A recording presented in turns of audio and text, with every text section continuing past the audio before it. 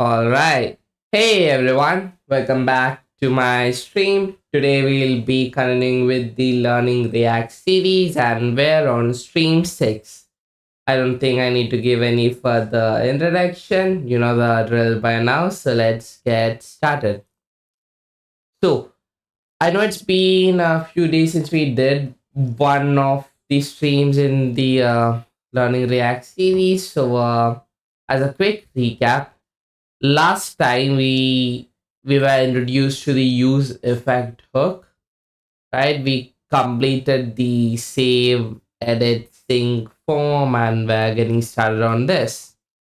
First and foremost, let's just run and see what we have till now. So, let me run. Um, hmm.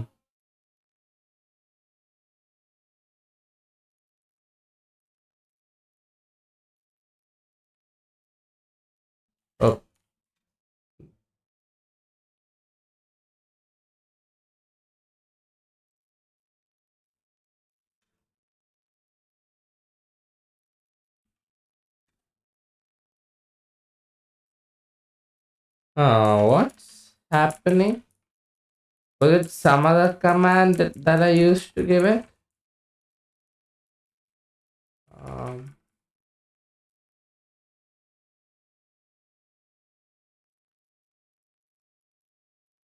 hmm.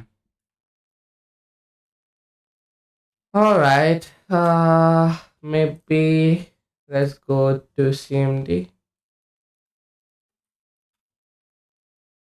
Oh no, that was a command. It's about some problem with running it in PowerShell apparently, or maybe in my previous streams I used to run it in you know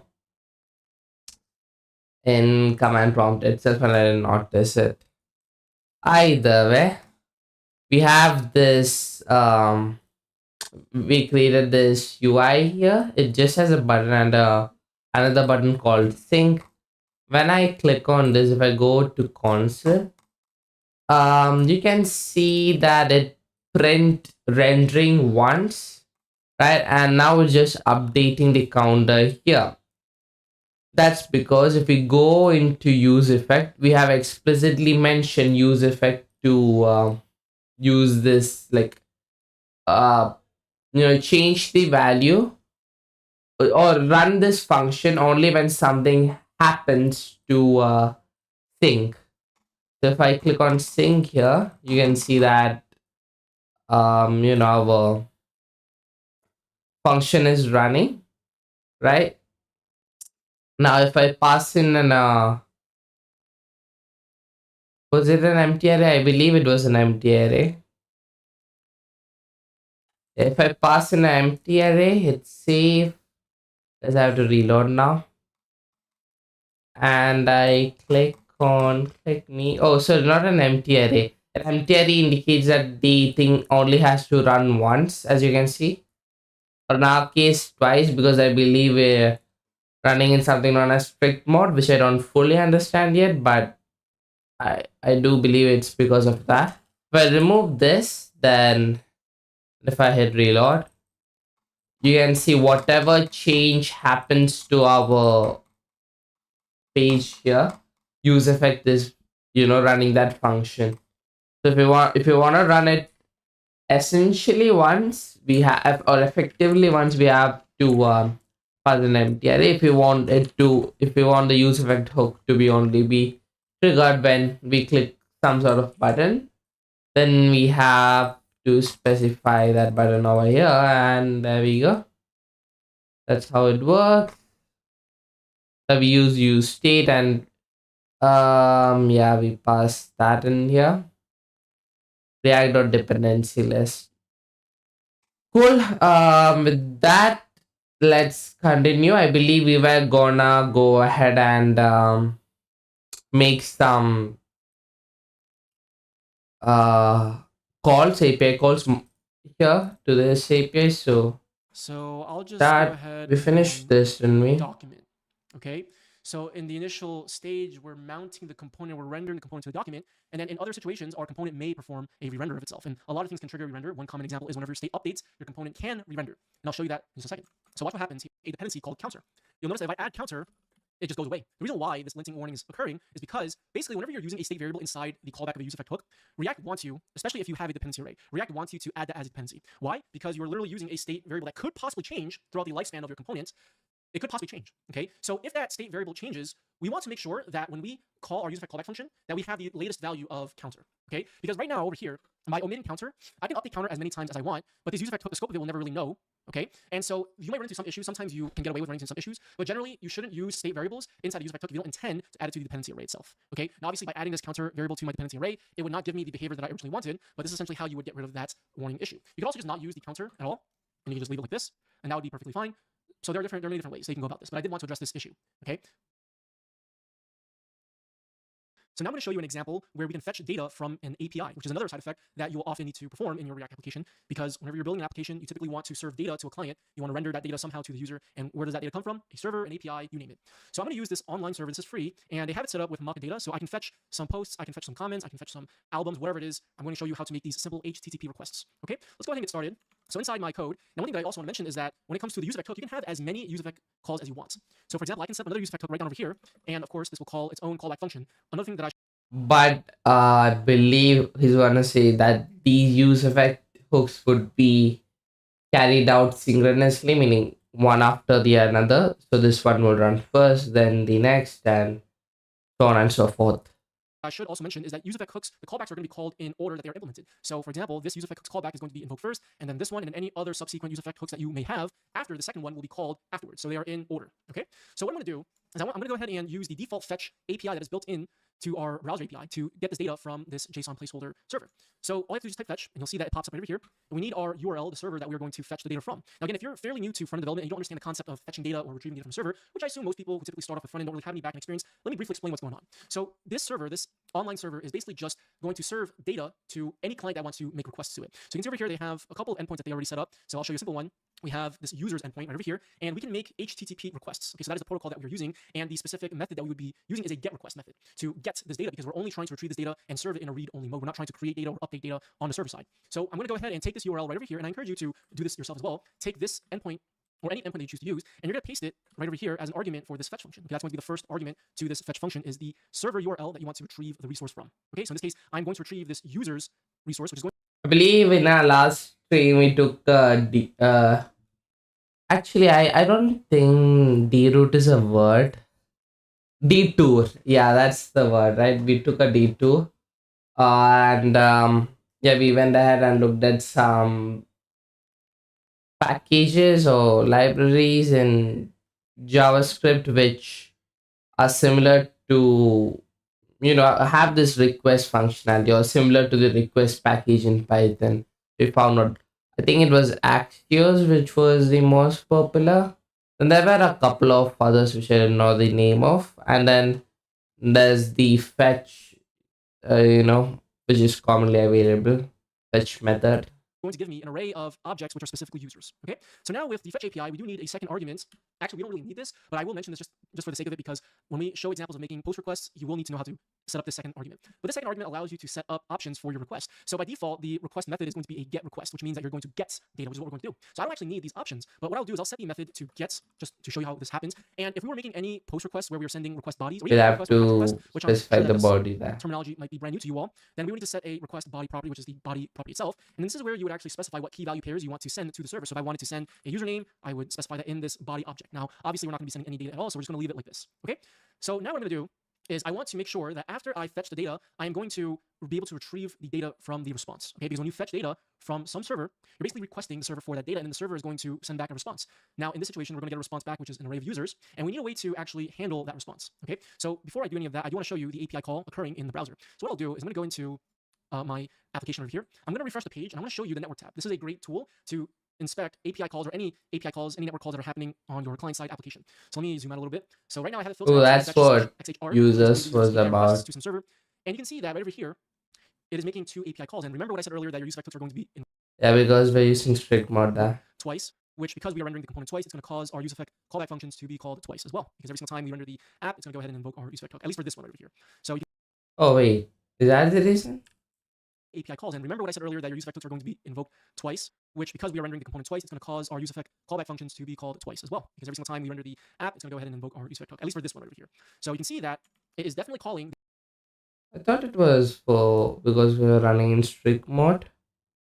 Uh, just go back to, was it main? I believe it was main. Um,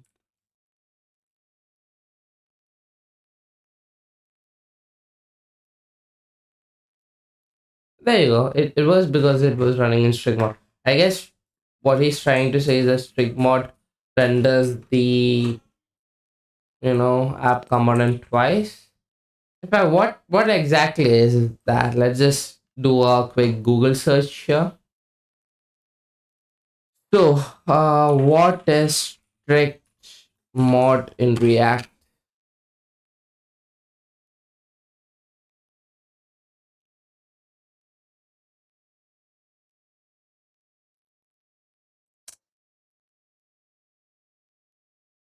Recent years, yeah, this is React strict mode. It was released in React 18, okay, which was March 2022.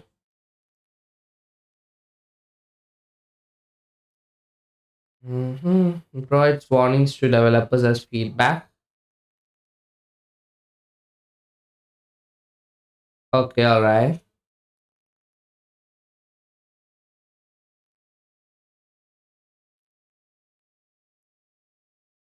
Huh.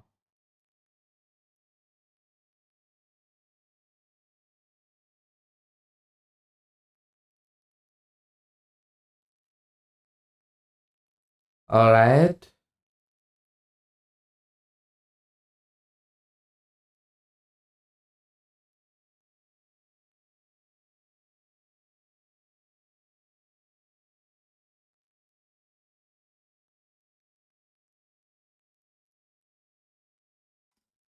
All right. I guess I understand sort of what strict mode is about. It's just sort of like a thing which helps you during development, shows you that XYZ has a bug, why what errors happen, and so on.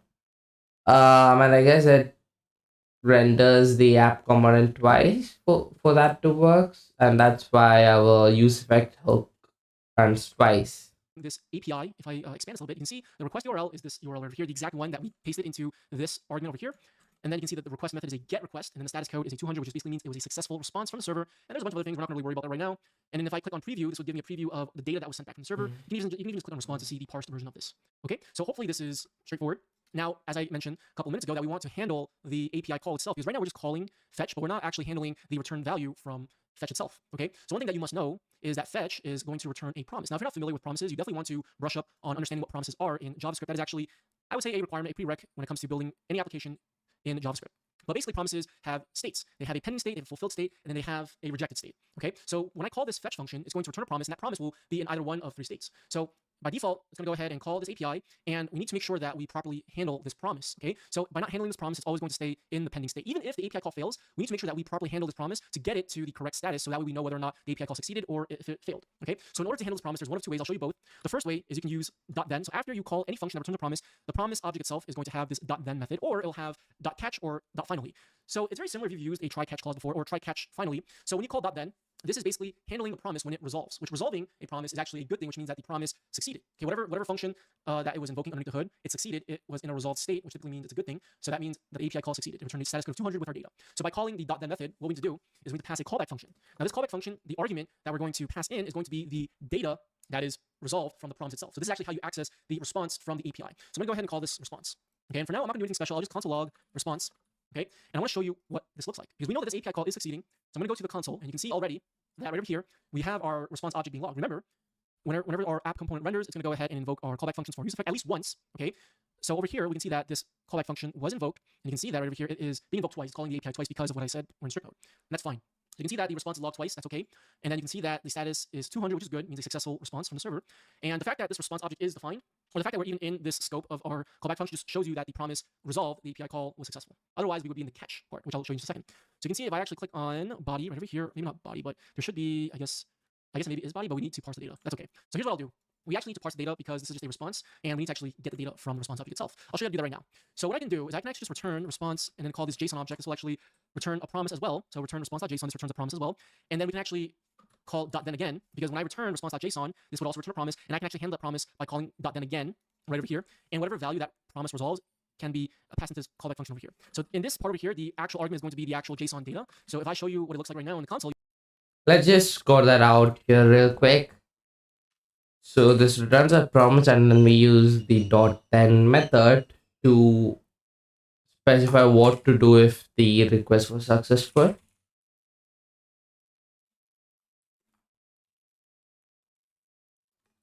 Basically, we ask it to just return the JSON that it contains, and this returns another promise. This time it would return the actual body, which in other words is the data, and then we are just gonna go ahead and console.log that data. But if I can type data correctly, that is.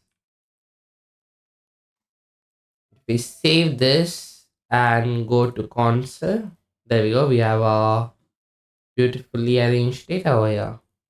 you'll see that right over here on line 20, which is what I am logging over here, this is the actual JSON data, the JSON array that is returned from the API itself. Okay, we just needed to make sure that we parse the response by calling response.json and then handle that promise again by calling .then. Okay, if this is all brand new to you, it might be a little confusing at first, but I promise you that if you just read up on promises and practice them, it'll make a lot more sense. I promise you, he put a pun in there. Thought we would not notice. Okay, so you can see that I can see all of my data right over here, and I can access it however I want. I can render it to the document and do whatever I want. Okay, now I want to show you a situation where the API may fail. So let's say, for example, if I just added this incorrect API endpoint, right? And if I refresh, Let me just give me a second. People, let me just set one thing in here.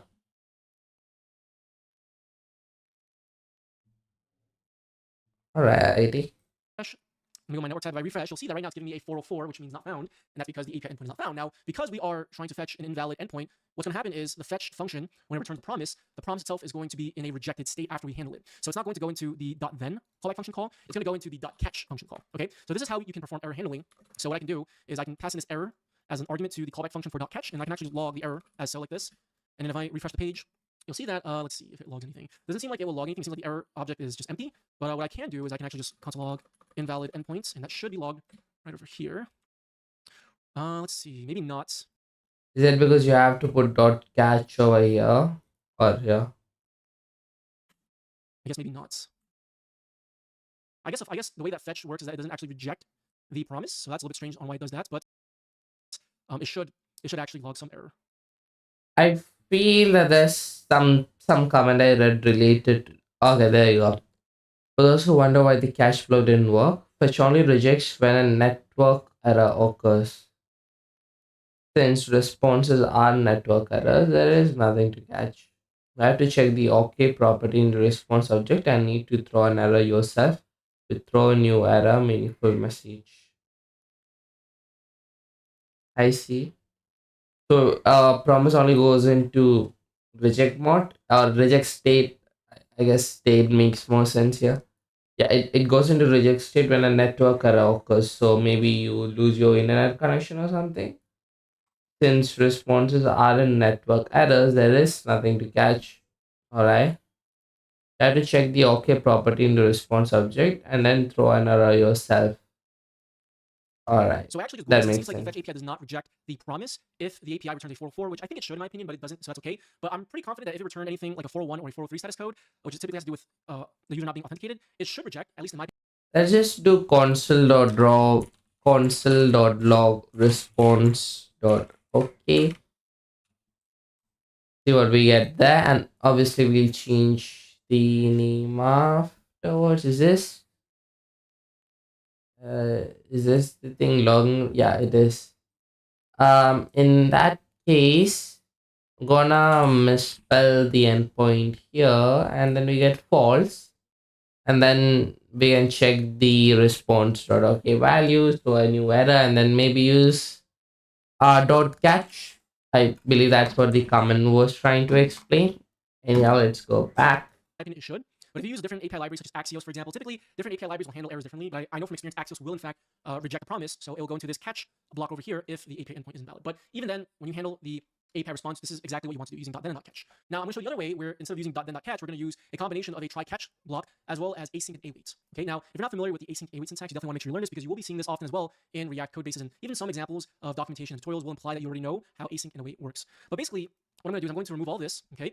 And I'm going to remove this object over here because we don't need this object right now because by default fetch will default to a get request, and that's okay. Let me remove this extra s at the end. So what I'm going to do is this. First, I'm going to go ahead and create a function inside my useEffect callback function. And this function is going to be an asynchronous function. Okay, so I'm going to go ahead and call this function fetch users. And I want to make sure in front of this function keyword, I add the async keyword. Okay, literally just adding the async keyword in front of my function makes this an asynchronous function. Now, all this literally means is it returns a promise and it allows you to use the await keyword inside the function itself. Okay, now why this is important is because remember our fetch function, the fetch API, this function itself returns a promise. Okay, now there's another way to handle promises. Instead of using the .then .catch syntax, we can actually use the await keyword. And the way that it works is all you do is you use the await keyword in front of any method call that returns a promise. So for example, our fetch function, it returns a promise. So what we can do is we can add the await keyword in front of this fetch function call. And what this does is it basically says, okay, wait for this promise to resolve or reject, and then proceed on with the rest of our logic, with the rest of our code. Okay, so in other words, it kind of like blocks the rest of your code until this is complete. Okay, until it goes from the pending state to either resolved, or I'm sorry, either fulfilled or rejected. We typically want to pair this with a try catch block because it allows us to perform error handling. Okay, so what I'm going to do is I'm going to await this fetch call, but I'm going to go ahead and make sure I assign this to a variable called response. And now this response variable is going to be the actual response object itself, not a promise, because remember, fetch returns a promise. When we await any method call that returns a promise, you get the actual resolved value. If the fetch call fails, it's going to go to this catch block over here, and you can handle the error accordingly. So in other words, you don't get the actual resolved value. Okay, so let's go ahead and paste our URL again. So let's go back over here, copy that. Let's paste that URL over here. And remember that we do need to do an additional step where we need to actually call response.json to get the actual JSON data. So I need to go one extra step and call response.json. Remember that response.json also returns the promise as well. So if I don't await this promise, if I don't await this .json call, you can see that if I hover over JSON, the data type of my JSON variable is a promise. But the moment I add the await keyword in front of my response.json method call, the value of JSON is no longer a promise. It's the actual resolved value that the promise gives you when the promise is fulfilled, when it's successful. Okay, so this is very important to understand, like I said, because you're going to be dealing with this often, especially if you're building dynamic applications that fetch data. Fulfilled when it's successful, the value of JSON is no longer a promise. It's the actual resolved value that the promise gives you when the promise is fulfilled. It either fails or it doesn't. So if this try loop, I mean not loop, I guess, but if this try block is executed successfully, then all the variables would not have promise in it, but it would have the actual value as such. Successful. Okay, this is very important to understand, like I said, because you're going to be dealing with this often, especially if you're building dynamic applications that fetch data, which is very common. So I'll go ahead and just console log this variable, and then I'll console log the error object over here.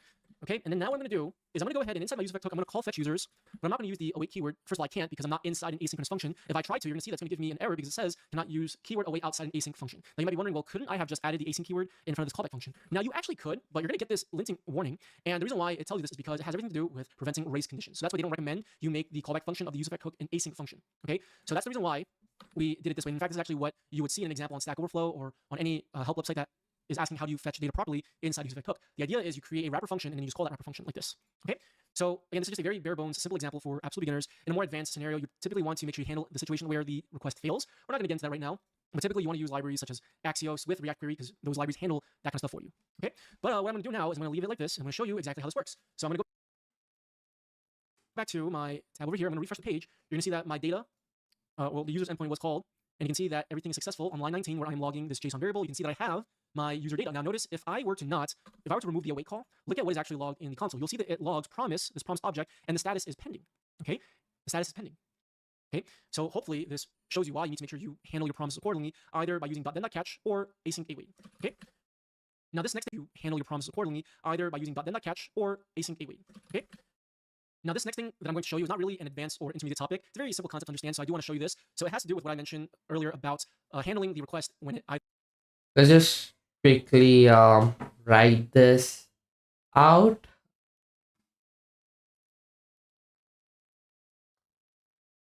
So here's what we're gonna do. Well, first and foremost, I guess we can go ahead and call the user's endpoint. It is right. So use effect fetch.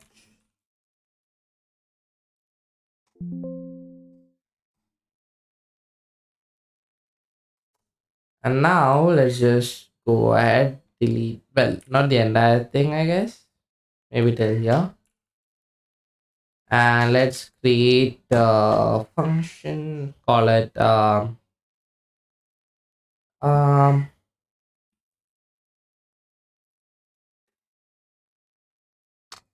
get users. What did we call it? Fetch users, okay. Yeah, gets, in our case, get users also makes sense, but let's just call it fetch users. Let's make this asynchronous function.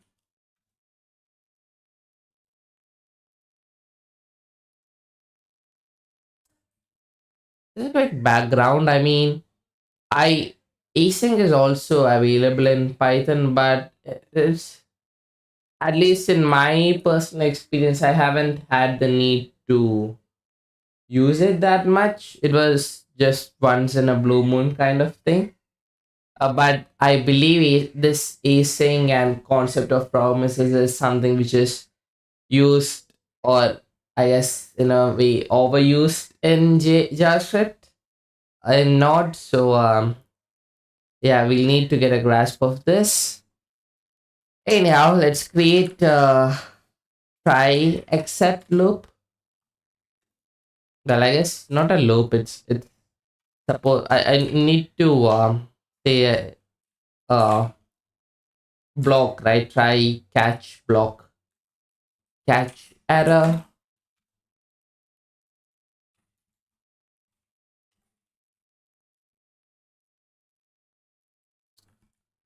And let's call this const response, and let's call this const data.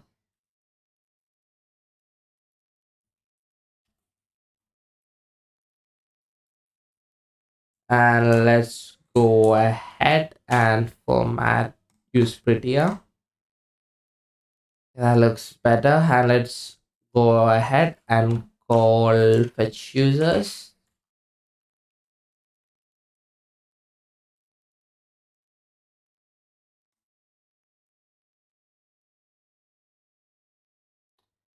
Oh yeah, let's console.log data. Now I realize that he has called it JSON, so let's just call it the same. And if we go ahead and look, I mean, reload the page, there you go. Either is supposed to be canceled or if a component is unmounted. Because let's say, for example, let's say if we are rendering our app, but then something causes the app to unrender, right? Unmount, maybe the state is updated, whatever it is. We don't want the request to go through. We want to actually abort the request. Okay. So what we're going to do is we're going to use something called the I saw video. Oh, there you go. About controller is criminally underrated. Okay, all right. abort controller, and it basically allows you to control the request so you can have it be aborted. You can basically cancel the request if it needs to be.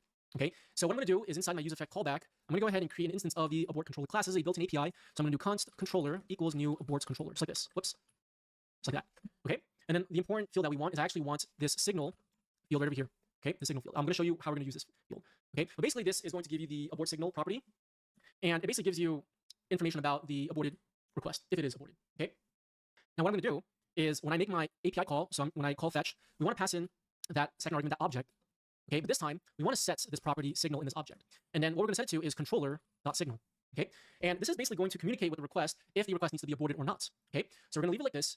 And then what I'm going to do is inside my useEffect hook at the end over here, and I didn't actually cover this in the previous section when we first talked about useEffect hook, but I'm going to talk about it right now. So your useEffect hook has current stages, right? When it first renders the component, your useEffect hook is called, but then when your component unmounts, when it kind of like unrenders from the document, there is a stage known as the unmounting phase or the cleanup phase. And this is basically where you want to take care of either canceling your side effects, such as canceling API requests, unregistering event listeners from the document because you no longer need them running in the background, and leaving those events registered when you are actually not needing them could potentially cause performance issues and lead to memory leaks. So you want to make sure that you handle this case all the time whenever necessary. So the way that this is going to look like is this. Your useEffect callback actually allows you to return this callback function right over here. And this callback function is all the logic that you want to perform to handle when your component unmounts. So in a situation like this, when my app component unmounts, an example of that would be if we update some state and it may cause the component to re-render, it goes through the unmount stage first and then it renders the component again. So when that happens, we definitely want to make sure we are canceling any API requests because those API requests are no longer valid, they are stale, and we don't care about them anymore. So the way that we can do this is we can reference our controller instance and just call the aborts method like that. Okay, so I'm gonna go back to my page and just watch this. If I refresh, you can see that right over here, it's pretty evident what's going on. Okay, so you'll notice that the first API call was canceled because I have my abort controller canceling or aborting the API call. But notice how the second one is successful. And you may be wondering, well, it's pretty obvious why this is happening, and maybe if it isn't obvious, I'll explain. So remember what I said, we're in strict mode right now, so by default, our useEffect hook is going to be invoked twice because, or I'm sorry, our useEffect callback is going to be invoked twice because the app is rendering 2 times. Okay, that's going to cause our useEffect hook to render 1 time for each render of the app. Okay, now it renders once, but then it aborts this API request because the component unmounts and then the component renders again, but the component doesn't get unmounted the second time. Okay, so what happens is on the second Oh, I see. So in the first time, this controller signal just fails, and the second because that component is unmounted, and then or the app is unmounted, and then the second time it time, it's works. going to go ahead and actually make the API call. And since we're not unmounting the component, this callback function down over here that we are returning, this cleanup function is what's called, never actually gets executed. Okay, so hopefully this makes sense. The cleanup function is called the first time because we are unmounting the components. Okay, then the components rendered the second time.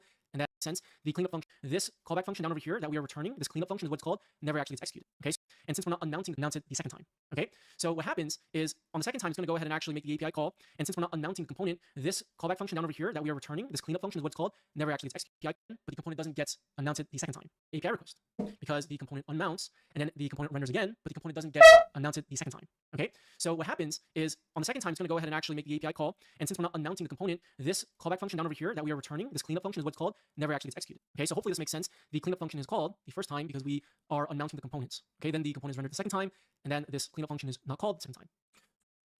Okay, but if there was an instance where we were in fact going to go ahead and unmount the component, and based on I guess the status of the controller itself, based on that, it would then tell us if we needed to cancel the request or not. And actually, if I were to console log controller, and then if I were to console log the signal, this would actually give us some information about the request if it has been aborted or not. So you can see over here, right over here, it says abort signal, aborted false. So it was not aborted on the second time. But the first time it definitely was. It definitely is. And in fact, I could probably console log the signal down here, and it should tell us that it was aborted. So you can see over here, in the cleanup function, in the scope of this cleanup function over here, after I abort the API request, the signal has this object over here, and you can see that the aborted property says true, which basically tells us that the request was in fact aborted. Okay, so again, this is nothing crazy to understand. It's just something that I think is worth noting. But like I said, when you use libraries such as React Query, they take care of this stuff under the hood for you, so you don't need to worry about it. But since we're not using React Query right now, I think that is more for an intermediate level. Or maybe once you get used to understanding how API requests work, then you should get to using React Query. Okay, but hopefully this part made sense. All right. Let's go ahead and just code it out real quick. So we create a new controller or a new abort controller, and basically what we're gonna do is we call fetch users. Well, first and foremost, we're gonna pass the signal in here, so controller.signal, and after we call fetch users, we're gonna return arrow function, right?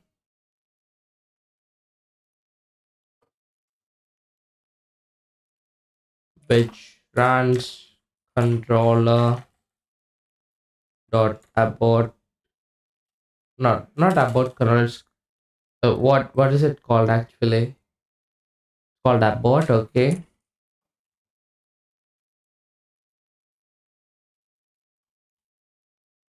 controller dot signal. Let's log that in. Let's also log that in, I believe, here, because if it's successful, then it will tell us so. And let's retry. Controller is not defined.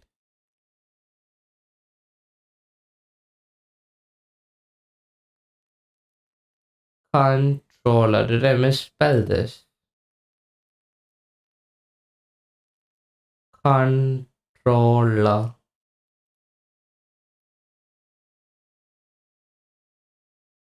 Used to understanding how API. Okay, let's just view the line that it's selling out at.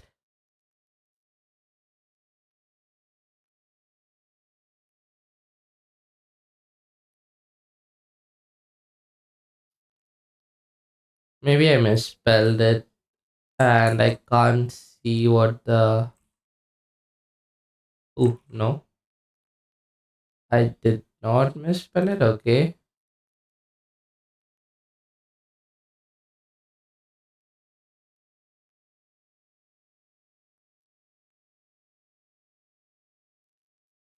This needs to be kind of outside the function.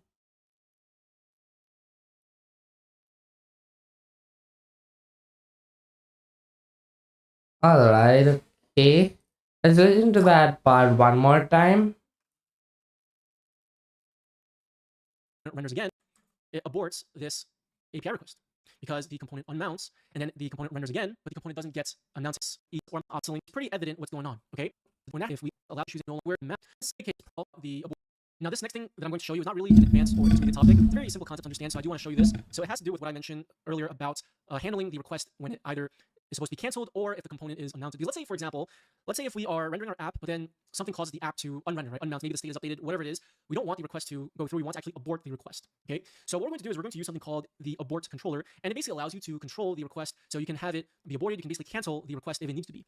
Okay. So what I'm going to do is inside my useEffect callback, I'm going to go ahead and create an instance of the abort controller class as a built-in API. So I'm going to do const controller equals new abort controller, just like this. Whoops. Just like that. Okay. And then the important field that we want is I actually want this signal field right over here. Okay, the signal field. I'm going to show you how we're going to use this field. Okay, but basically this is going to give you the abort signal property, and it basically gives you information about the aborted request if it is aborted. Okay. Now what I'm going to do is when I make my API call, so when I call fetch, we want to pass in that second argument, that object. Okay, but this time we want to set this property signal in this object, and then what we're going to set it to is controller.signal. Okay, and this is basically going to communicate with the request if the request needs to be aborted or not. Okay, so we're going to leave it like this, and then what I'm going to do is inside my useEffect hook at the end over here, and I didn't actually cover this in the previous section when we first talked about useEffect hook, but I'm going to talk about it right now. So your useEffect hook has current stages, right? When it first renders the component, your useEffect hook is called, but then when your component unmounts, when it kind of like unrenders from the document, there is a stage known as the unmounting phase or the cleanup phase. And this is basically where you want to take care of either canceling your side effects such as canceling API requests, unregistering event listeners from the document because you no longer need them running in the background, and leaving those events registered when you are actually not needing them could potentially cause performance issues and lead to memory leaks. So you want to make sure that you handle this case all the time whenever necessary. So the way that this is going to look like is this. Your useEffect callback actually allows you to return this callback function right over here. And this callback function is all the logic that you want to perform to handle when your component unmounts. So in a situation like this, when my Oh, component okay. unmounts, an example of that would be if we That explains why we're returning an arrow function. I was a bit doubtful on that. update some state and it may cause the component to re-render, it goes through the unmount stage first and then it renders the component again. So when that happens, we definitely want to make sure we are canceling any API requests because those API requests are no longer valid, they are stale, we don't care about them anymore. So the way that we can do this is we can reference our controller instance and just call the aborts method like that. Okay, so I'm gonna go back to my page and just watch this. If I refresh, you can see that right over here, it's pretty evident what's going on. Okay, so you'll notice that the first API call was canceled because I have my abort controller canceling or aborting the API Yeah. call. But notice how the second one is successful. And you may be wondering, well, it's pretty obvious why this is happening, and maybe if it isn't obvious, I'll explain. Because the So remember what I first said, one we're in it's strict mode right now. So by unmounting. default, our useEffect hook is going to be invoked twice because, or I'm sorry, our useEffect callback is going to be invoked twice because the app is rendering 2 times. Okay, that's going to cause our useEffect hook to render 1 time for each render of the app. Okay, now it renders once, but then it aborts this API request because the component unmounts and then the component renders again, but the component doesn't get announced the second time. Okay, so what happens is on the second time, it's going to go ahead and actually make the API call. And since we're not announcing the component, this callback function down over here that we are returning, this cleanup function is what it's called, never actually gets executed. Okay, so hopefully this makes sense. The cleanup function is called the first time because we are announcing the components. Okay, then the component is rendered the second time, and then this cleanup function is not called the second time. Okay, but if there was an instance where we were in fact going to go ahead and unmount the component, and based on, I guess, the status of the controller itself, based on that, it would then tell us if we needed to cancel the request or not. And actually, if I were to console log controller, and then if I were to console log the signal, this would actually give us some information about the request if it has been aborted or not. So you can see over here, right over here, it says abort signal, aborted false. So it was not aborted on the second time.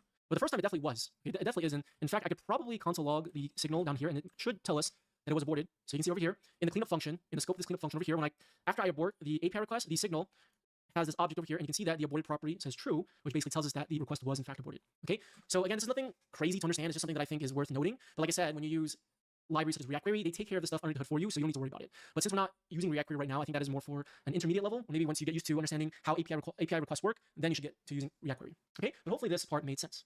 Now, before we do move on from network requests, I do want to show you an example where we can make a post request to the server. So a post request, if you're not familiar with it, is the type of request that you would make whenever you want to. Is React Query something like jQuery?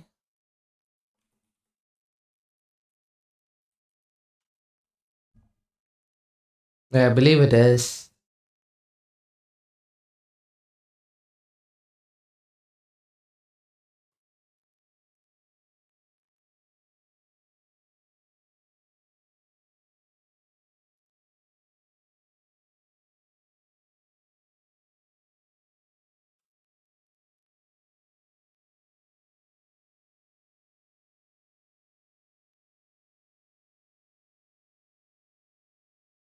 Right, let's go back. to create some kind of record or resource on the server side. A realistic example of this is, let's say, for example, you want to create a new user account on some platform. So what you would do is you would sign up, you would enter your display name, your username, email, password, all that kind of stuff. When you click on the register button, it's going to submit your data to a server via a post request. Okay, post basically is just a different request method. So when it comes to network requests via HTTP, you have GET requests, you have POST requests, you also have PUT and PATCH for updating a record on the server side. There are a bunch of different types of requests. Okay, so you basically make a POST request, you send that data to the server side via the request body, and the server side will take care of saving that information on the database. Okay, so what we're going to do is we're going to set up a very simple post request where we are going to create a post, like a literal post, like a blog post, okay? We're going to use the JSON placeholder server as well because they do have a post request endpoint that we can take advantage of. It doesn't actually add new posts on their endpoint. It probably uses some kind of mock service worker or something behind the scenes to make it simulate adding posts to the record, to the existing records. So we're going to do that. So what we're going to do is I'm going to set up two form fields because this endpoint is going to require, I'll show you. It's going to require a title and a body as well as a user ID. The user ID, we're just going to hardcode that, but the title and body will have ourselves type information into some text fields and then we'll submit that to the server. Okay, so here's what we're going to do first. Let's define that. But the title and point is going to require, I'll show you. It's going to require a title and a body as well as a user ID. The user ID, we're just going to hardcode that, but the title and body will have ourselves type information into some text fields and then we'll submit that to the server.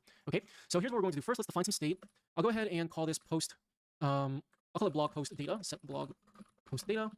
And then this will basically be an object that's going to represent what we type into the form fields. We're just encapsulating everything in a single object instead of defining it as individual strings or state variables that are strings. So we're going to need our title, which is going to be a default value of an empty string, and then our, I think it's the body. Let's double check. Body, yep, and that's going to be an empty string as well. Okay, and then now let me go ahead and set up two form fields. So let's set up a form. We're going to need a label, and we're going to call this label title. And let's set the input field. And then the ID of this is going to be title. It's going to match whatever this HTML4 value is, so title. And then let's go ahead and set the value to blog post data.title. So we're basically binding this this state object's title field to this value. We need to make sure we also handle the onChange event. So every single time we type into our input field or we paste something, or if we cut the text from the input box, that's going to trigger this onChange event. So we want to make sure we update the state. And I showed you how to do this in previous sections when we covered, I believe it was the register form. Yep, the register form. So I showed you how to update the state when it's an object. So this will be a little reminder. We're going to call the set blog post data function. This updates the entire object itself, but we're going to do some JavaScript magic. So first I'm going to pass in this callback function to get access to the current state of blog post data. So I'll just call this current blog post data. And I'm going to create a new copy of the current state like this. So I'm going to use the spreader operator on the current blog post data object. And then I'm going to explicitly override the title because that is what we are updating. And the value of title will be e.targets.value because that is what we are, that is the actual value of the input field. Okay. So every single time we type or paste something or just cut. Alright, just look up the name that is using blog post data and set blog post data. Okay, first and foremost, let's just comment this real quick.